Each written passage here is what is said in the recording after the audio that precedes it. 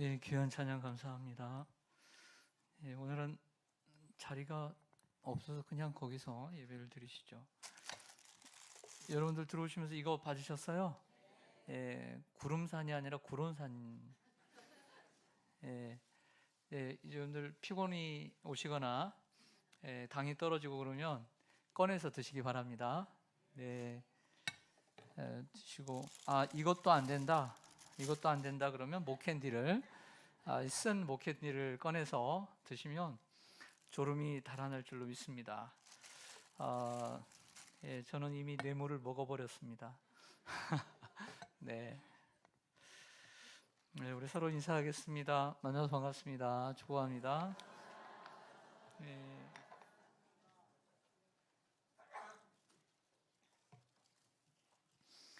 네, 사역 보고도 아주 잘 준비하셔서 눈에 쏙 들어오게 잘 해주셨습니다. 감사합니다.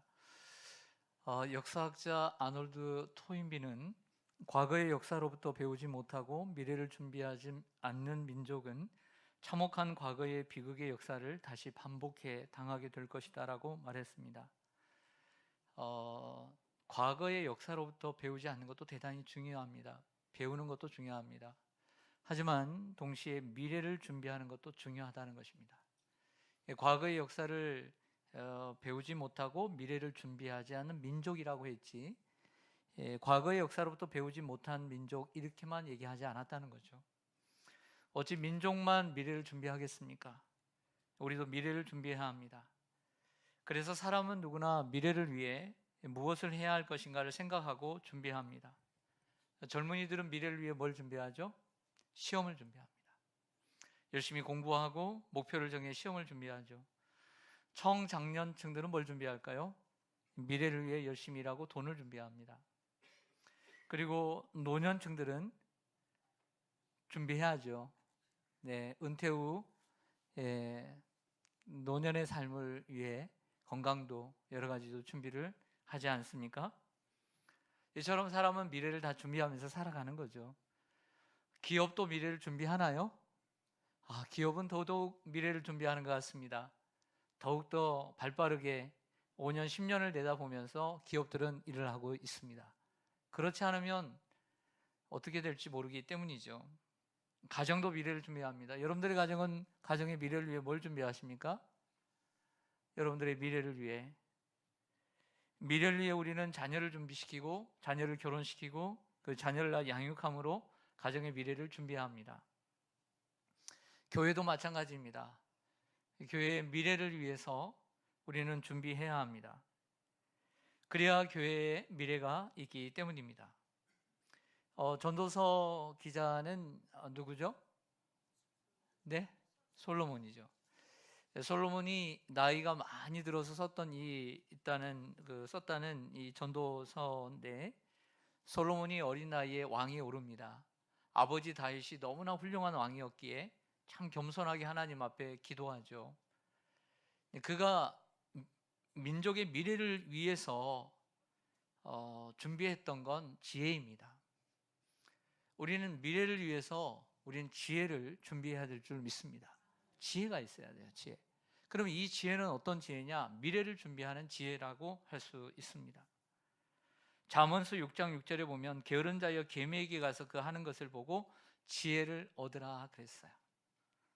여러분들, 계매에게 얻을 수 있는 지혜가 뭘까요? 네? 부지런함? 부지런함은 아니에요. 개미에게 배울 수 있는 지혜는 부지런함이 아니라 겨울을 위해 여름 내내 일하는 지혜죠. 개미에게 배우는 지혜는 미래를 준비하는 지혜지 부지런한 게 아닙니다. 너무 부지런하면 신경통에, 허리 디스크에 빨리 갑니다. 네, 너무 고생하면 그것도 힘든 겁니다. 그건 지혜가 아니라 적당히 지혜롭게 일하는 게 지혜입니다. 계매에게 가서 지혜를 배우라는 것은 여름 동안에 일을 하고 겨울을 준비하는 것이죠. 그래서 계매에게서 배울 수 있는 지혜는 미래를 준비하는 지혜입니다. 우리나라는 저출산으로 암울한 미래를 보고 있습니다. 여러분, 저출산으로 인해서 미래가 보인다고 할 수 있습니까? 이제 애들 공부시킬 애들이 줄고 이제 정말 조금 한 사람에게 열심히 투자하면 되겠다, 이게 미래입니까? 그렇지 않죠. 저출산으로 인해서 우리나라는 미래는 이미 암울합니다. 이러한 때에 우리는 미래를 준비하는 지혜가 필요하고요, 민족만 아이가 부족한 게 아니라 자연스럽게 교회도 아이들이 줄 수밖에 없는 것입니다. 이러한 때에 우리는 미래를 준비하는 지혜가 필요할 줄로 믿습니다. 그래서 오늘 전도서 11장 말씀을 가지고 미래를 어떻게 준비할 것인가에 대한 말씀을 또 장학위원회와 또 결부시켜서 말씀을 드리려고 합니다. 첫째는 뿌리는 삶을 살아야 합니다. 오늘 1절을 좀 보실까요? 전도서 11장 1절 같이 한번 읽겠습니다. 시작. 너는 내 떡을 물 위에 던져라. 여러 날 후에 도로 찾으리라. 아멘. 이 구절은 이집트의 오래된 속담입니다. 이집트 하면 나일강이죠. 범람하는 나일강을 이용해서 농사를 짓던 애굽 땅에서 기인된 속담입니다.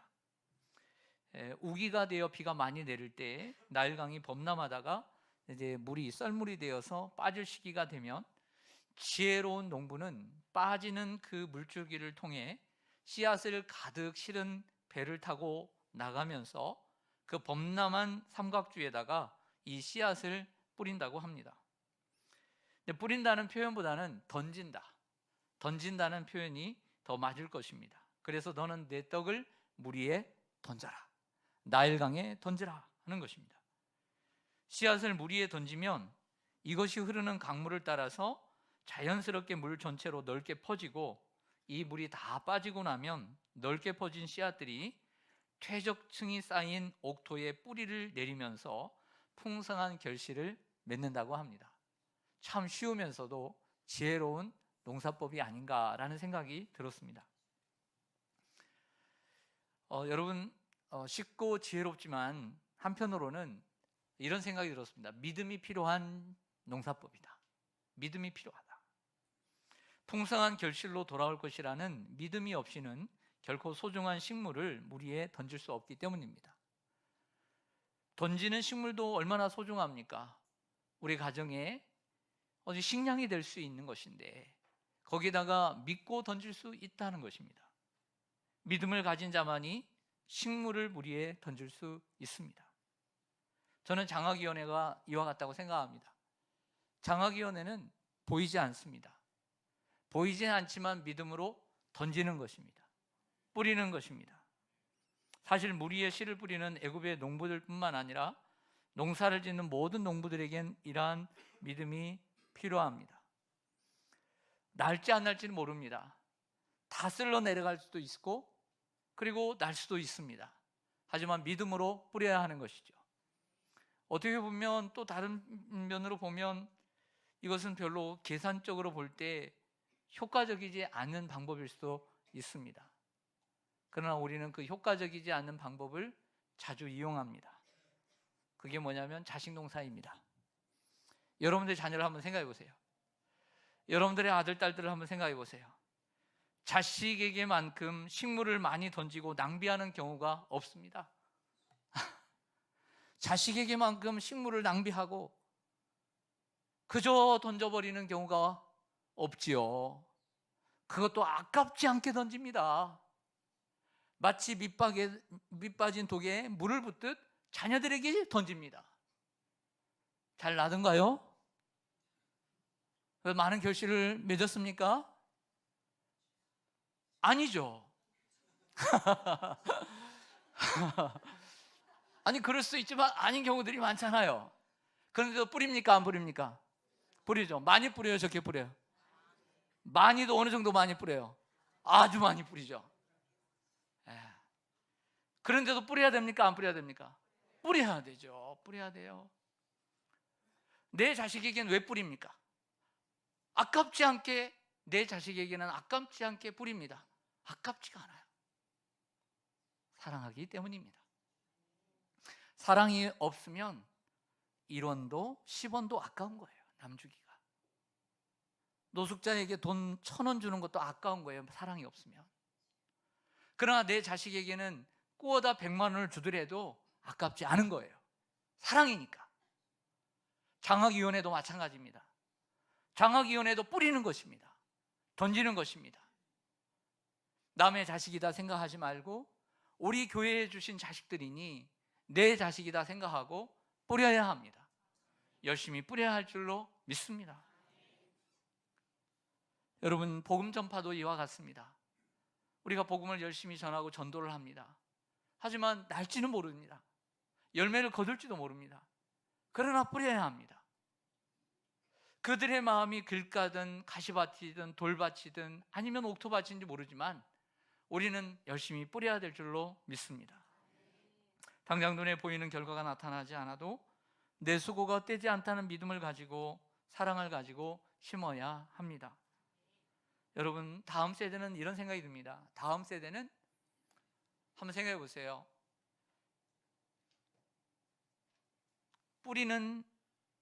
뿌려야 하는 세대일까요? 거둬야 하는 세대일까요? 아니면 뿌리는 땅일까요? 거두는 땅일까요? 뿌리는 땅입니다. 다음 세대는 지금은 계속 뿌려야 되는 땅이고 뿌려야 되는 세대이지 지금 거두는 시기가 아니에요. 다음 세대는. 그들이 나중에 기성세대가 됐으면 거둘 수 있지만 지금은 열심히 뿌려야 하는 것입니다. 우리도 우리 자녀들이 거두는 시기가 아니잖아요. 지금은 뿌리는 시기입니다. 너무 빨리 거두려고 하는 것은 욕심입니다. 때가 되면 거두게 되어 있기 때문에 그 때에 맞춰서 우리는 열심히 뿌려야 하고 그리고 던져야 할 줄로 믿습니다. 두 번째로 미래를 준비하는 지혜는 2절을 보시겠습니다. 뿌리고 던지라고 했고요. 2절에 보시면 7에게나 8에게 뭐 할지어다 나누어 줄지어다 무슨 재앙이 땅에 임할는지 내가 알지 못함이니라 그랬습니다. 재앙의 날이 언제 임할는지 알지 못하기 때문에 나누어 주는 삶을, 베푸는 삶을, 자비의 삶을 살아야 한다라고 말하고 있습니다. 여러분, 우리가 인생을 살아가면서 저 사람 안 볼 것 같았는데 언제 또 보게 되더라고요. 이런 경우 있어요, 없어요? 그때 생각을 합니다. 내가 저 사람에게 잘못했다면 어땠을까? 근데 그 사람에게 잘했어요. 다시 만나게 됐어. 이보다 더 좋은 일이 어디에 있겠습니까? 누가복음 16장에 보면 불의한 청지기의 비유가 나옵니다. 참으로 해석하기 어려운 비유죠. 생각나십니까? 불의한 청지기의 비유. 이 불의한 청지기 비유는 해석이 참 어려운데요. 한번 들어보시길 바랍니다. 자, 주인이 있고 한 불의한 청지기가 있습니다. 주인은 늘 관심을 갖죠. 내가 준 그 어떤 동산이든 부동산이든 잘 관리하는지. 그런데 이 불의한 청지기가 잘못하고 있다는 소리가 들린 거예요. 그래서 불러서 이제 사직 통보를 했습니다. 여기까지만 하고 그만둬라. 사직 통보를 했어요. 그랬더니 그 남은 기간 이제 어떻게 살까 생각을 하다가 자기에게 자기가 돈 빌려준 사람을 불러서 만약에 쌀 100석을 빌렸으면 50이라고 써서 주고, 만약에 100만 원을 빌렸으면 80만 원 빌렸다라고 주고 이제 감해준 겁니다. 또 이것도 잘한 건 아니죠. 이것도 나쁜 거죠. 이것도 나쁜 겁니다. 왜 그렇게 했냐면 자신이 사직 통보를 받고 그만두면 일할 것도 없고 돈 벌 것도 없고 하니까 청지기의 직분을 빼앗겼을 때 빚을 탕감받은 사람들이 자신을 돌아봐 줄 것이라고 믿고 그렇게 한 거예요. 우리가 보기엔 이 마지막까지 못된 짓을 한 청지기이지만 주인은 아주 중요한 메시지를 마지막에 주고 있습니다. 앞일을 대비할 줄 아는 이 불의한 청지기라고 얘기하고 있습니다. 그러니까 이 청지기의 메시지의 핵심은 뒤에 있습니다. 앞에 이렇게 했으니까 이렇게 따라서 하라는 얘기가 아니라 자신의 미래를 위해 준비한 청지기가 비록 불의했지만 지혜로운 청지기이다 라고 말하는 거죠. 미래를 준비해야 합니다. 지혜가 있어야 합니다. 그러기 위해서 나눠줘야 합니다. 자비를 베풀어줘야 합니다. 100을 빌려줬으면 50이라 하고 100을 또 빌려줬으면 80이라고 써서 자비를 베풀어야 하는 것입니다. 우리에게도 미래를 대비할 줄 아는 지혜가 필요하다는 교훈입니다. 그 사도행전 9장에 보면 그 욥바의 다비다라고 하는 한 여인이 나옵니다. 이 저자의 이야기는 이렇습니다. 평소에 어려운 사람들을 구제하기를 참 좋아하고 남 돕는 일을 힘썼던 사람이었습니다. 근데 이 다비다가 병들어 죽게 되었습니다. 보통 사람들 같으면 이거 어서 장사나 치르자, 아이고 날도 더운데, 이럴 것 아닙니까? 그런데 이 다비다를 사랑한 나머지 마침 그 근처에 와 있던 사도 베드로에게 청합니다. 능력 있는 종을 불러서 한번 기도라도 받자.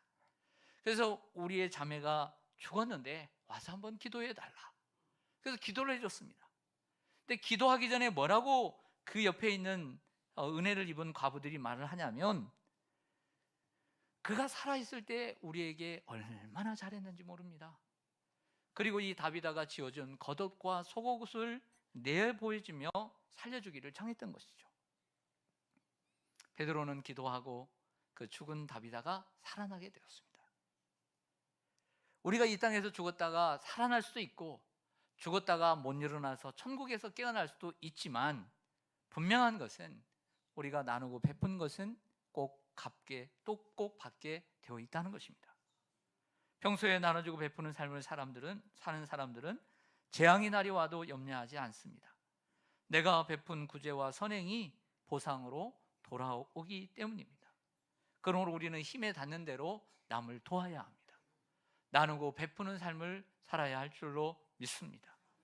갈라디아서 6장 9절과 10절에 우리가 선을 행하되 낙심하지 말지니 포기하지 아니하면 때가 이름에 거두리라. 그러므로 우리는 기회 있는 대로 모든 이에게 착한 일을 하되 더욱 믿음의 가정들에게 할지니라. 아멘. 저는 이 말씀을 요즘 많이 묵상합니다. 기회 있는 대로 모든 사람들에게 착한 일을 하라는 거예요. 하지만 우선순위가 있어요.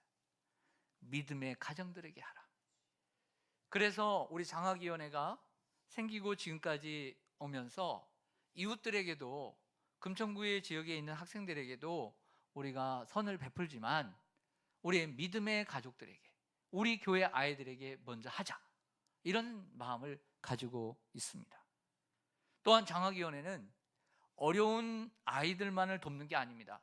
장학위원회의 취지는 가정이 어렵고 경제적으로 어려운 가정을 돕는 데만 있는 것이 아니라 우리 교회의 인재를 키우는 데 첫 번째 목표가 있었습니다. 사랑하는 여러분, 우리는 착한 일을 해야 합니다. 이 일을 위해서 우리가 부름을 받았습니다. 18년 동안 약 2억 원 정도 학생들에게 전달이 됐다고 합니다. 장학금이 참으로 귀한 헌금입니다.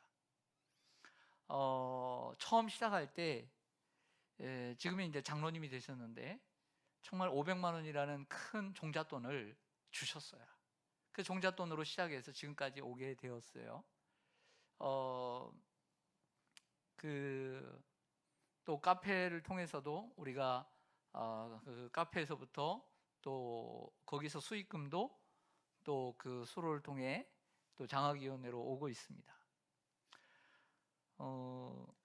올해 그 세로남교회 목사님이 총회장이신데 오정호 목사님이시죠.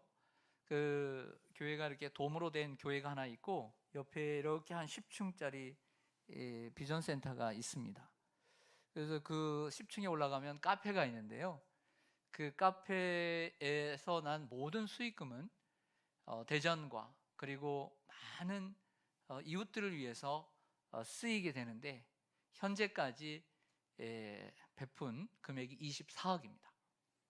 24억을 그 모든 수익금을 이웃들에게 나눠주는 이러한 삶을 살고 있습니다. 이처럼 어떤 축복의 통로가 되는 것이죠. 우리 장학위원회도 이렇게 만들어져서 우리 학생들에게 소중한 단 한 번일 수도 있고 두 번일 수도 있고 세 번일 수도 있지만 그 학생들에게는 너무나 소중한, 목마른 그들에게 있어서 아주 단 샘물과 같은 중요한 이러한 장학금이 되었을 줄로 믿습니다. 셋째로 미래를 준비하는 지혜는 환경을 탓하지 않아야 된다라고 얘기합니다. 4절 한번 보실까요?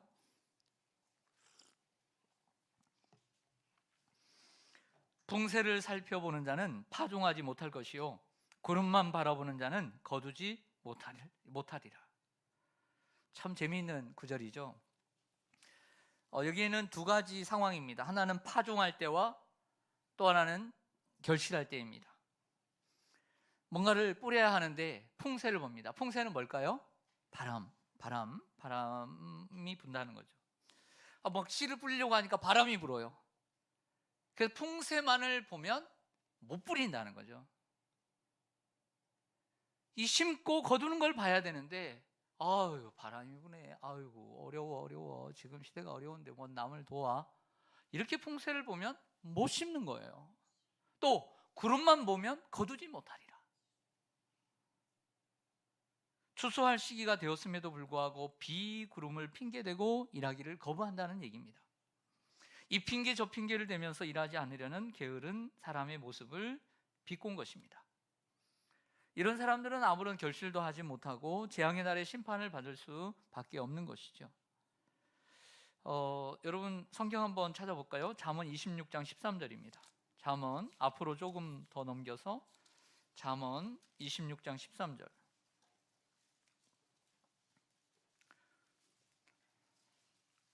(26장 13절)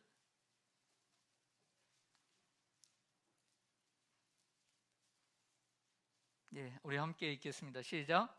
게으른 자는 길에 사자가 있다, 거리에 사자가 있다 하느니라. 아멘.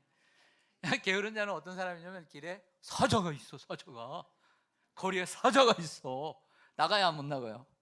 안 나가죠. 안 나가요. 게으른 사람은 이러하거든요. 근데 정말 사자 있어요, 없어요? 없어요.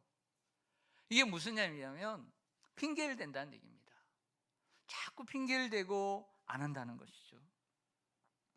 게으른 자는 길에 사자가 있다, 거리에 사자가 있다가 핑계를 대며 일하기를 거부한다는 것입니다. 마태복음 25장에 보면 달란트 비유에서 주어진 달란트를 가지고 부지런히 일함으로 5달란트 그리고 2달란트를 더 남겨서 칭찬과 상급을 받은 사람들이 있습니다. 하지만 반대로 일하지 않고 또 이 달란트를 땅에 묻어두었던 그 1달란트 받은 종은 책망과 심판을 받게 되죠. 이때 주인이 부지런한 종들을 칭찬하면서 이렇게 얘기합니다. 착하고 충성된 종아. 오늘 오전에도 두기고에 대해서 말씀을 함께 나누면서 그런 얘기 생각을 했는데, 난 참 어떤 종인가, 난 그런 정말 칭찬을 받고 싶다라는 소원을 갖습니다. 착하고 충성된 종아. 비록 능력은 많이 있지 않지만 내게 준 것으로 최선을 다해서 많은 것을 남길 줄 아는 사람이 되어야 되겠다. 그런데 이 1달란트 받은 종에게는 뭐라고 얘기하냐면 악하고 게으른 종아. 사실은 능력이나 가진 것이 없어서 못 거둔 게 아닙니다. 게을러서 못 거둔 겁니다. 게을러서 안 해서 못 거둔 겁니다. 그러므로 충성된 것이 선한 것이고 게으른 것이 악한 것입니다. 바람이 불고 비구름이 몰려온다는 핑계를 대고 씨를 뿌리지 않으면 거둘 수 없는 것이죠. 그러므로 환경을 탓하지 말고 씨를 뿌려야 될 줄로 믿습니다. 오늘 내가 가진 것이 없는데, 아이고 나도 내 자식들에게 쓸 것도 많은데, 이렇게 여러 가지 핑계를 대다 보면 남을 위한, 장학위원을 위한, 그 무엇인가를 위한 것을 쓸 수 없다는 것입니다. 시편 126편에 보면 아주 유명한 구절, 우리가 잘 아는 구절이 나옵니다. 5절과 6절에 보면 눈물을 흘리며 씨를 뿌리는 자는 기쁨으로 단을 거두리로다. 울며 씨를 뿌리러 나가는 자는 반드시 기쁨으로 그 곡식단을 가지고 돌아오리로다. 아멘. 자, 여러분들 무엇인가를 뿌린 기억을 한번 되살려 보세요. 어릴 때 뿌렸든지 요즘 뿌렸든지 작년에 텃밭에 뿌렸던지 어디다 뭘 뿌렸던지, 자, 눈물로 씨를 뿌리는 자는 그랬습니다. 그런데 여러분, 여러분들이 그 씨앗을 뿌릴 때 눈물로 뿌려본 적이 있으십니까? 어떻게 뿌립니까? 울면서 그래도 내가 이 꽃씨를 심어야지 이러면서 눈물 흘리며 꽃씨를 심어 보신 분 한번 손 들어보세요. 꽃씨를. 예. 그러면 어떤 모습으로, 어떤 마음으로 뿌리죠? 기대하고, 야, 여기에 꽃이 폈으면 좋겠다. 기쁨으로 뿌리죠. 네, 기쁨으로 뿌리죠. 저도 한 60cm, 50cm 요만한 그 텃밭을 받았습니다. 대단히 큰 밭이죠. 상추도 얼마나 많이 심고 고추도 심고요. 그 심었어요. 제가 얼마나 기쁘게 심었게요. 룰루랄라 하며 심었습니다.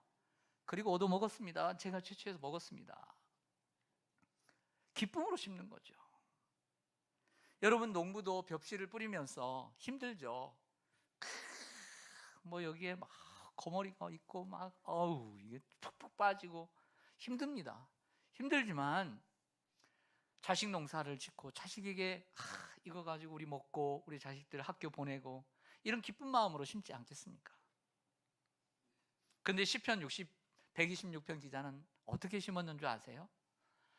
눈물을 흘리며 심었어요.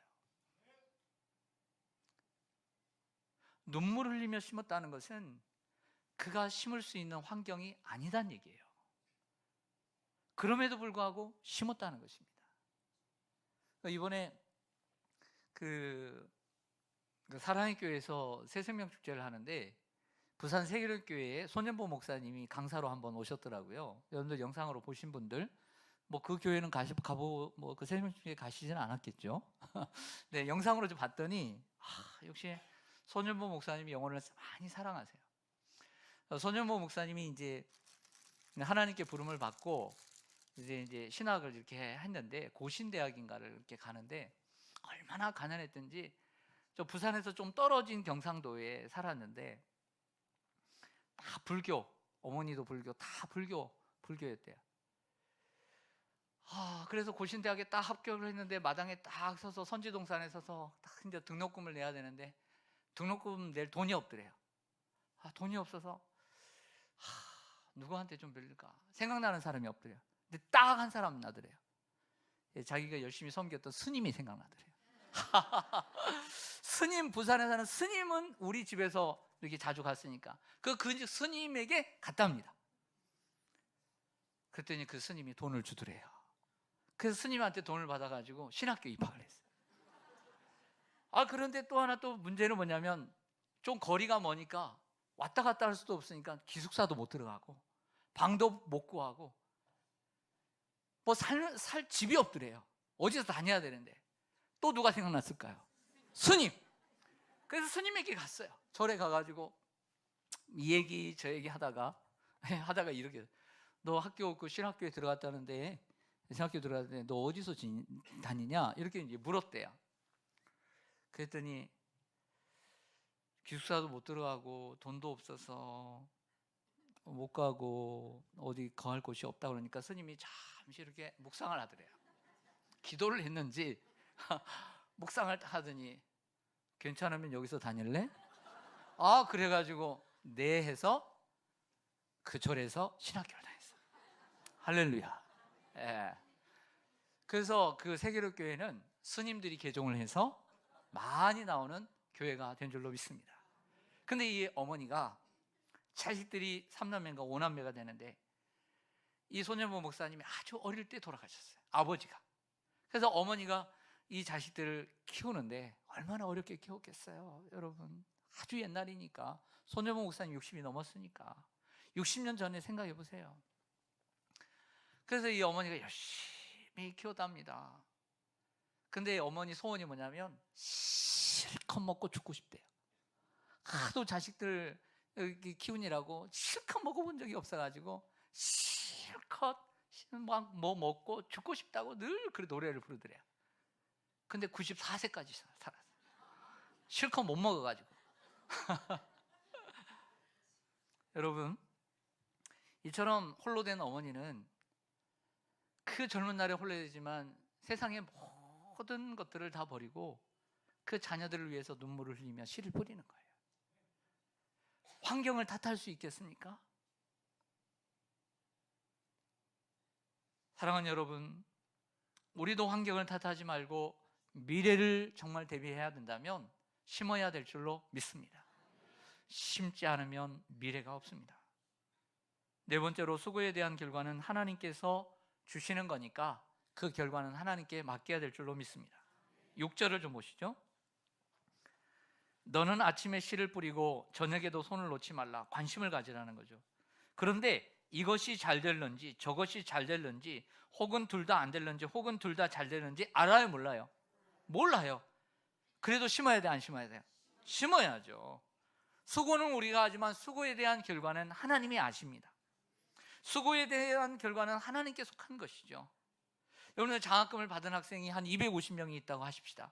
250명이 있습니다. 그들이 다 잘 될까요? 그럼 다 못 될까요?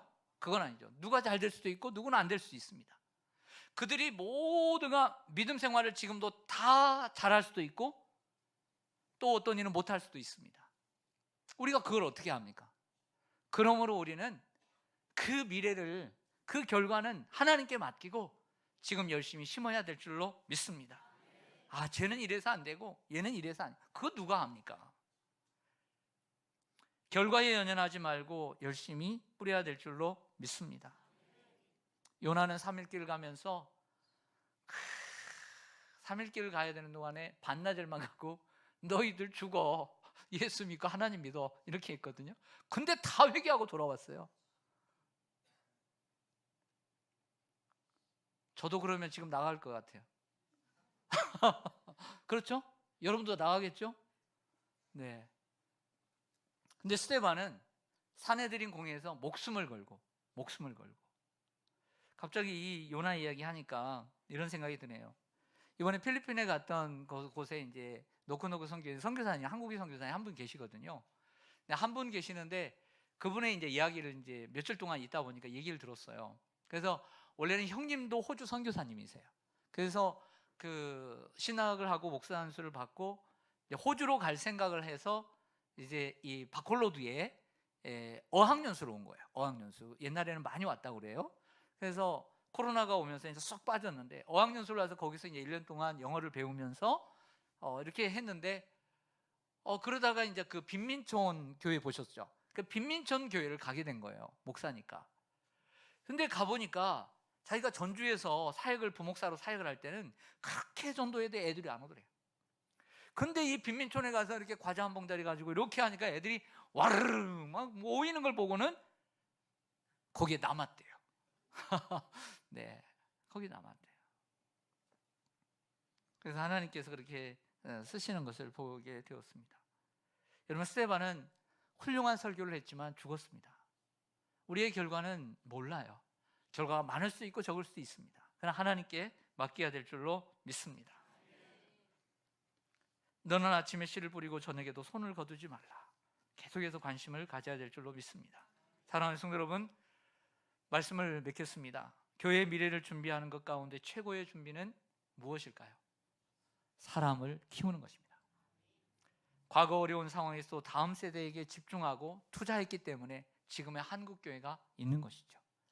비록 숫자적으로는 적을지라도 일당백이다 생각하고 한 사람을 진정한 그리스도의 제자로 만들어야 합니다. 그래야 우리는 숫자적으로는 더 늘어날 수가 없어요. 왜? 아기를 많이 안 낳으니까, 저출산이니까.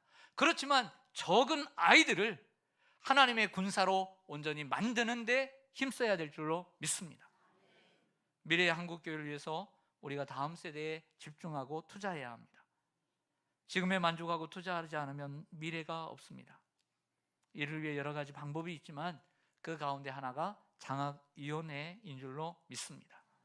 이러한 섬김을 받은 젊은이들이 성장해 교회 일꾼이 되고요, 언젠가는 그들도 다음 세대를 섬기는 기성세대가 될 줄로 믿습니다. 한 해 동안 장학위원회를 섬겨주신 분들에게, 우리 성도님들에게 진심으로 감사드리고 또 임원과 위원으로 섬겨주신 분들에게도 감사드립니다. 또 기도로 섬겨주신 분들에게도 감사드립니다. 또 커피를 열심히 드셔서 커피로 이렇게 섬겨주셔서 감사합니다. 내년에도 성도님들의 변함없는 사랑과 관심을 부탁드리겠습니다. 아멘. 기도하겠습니다.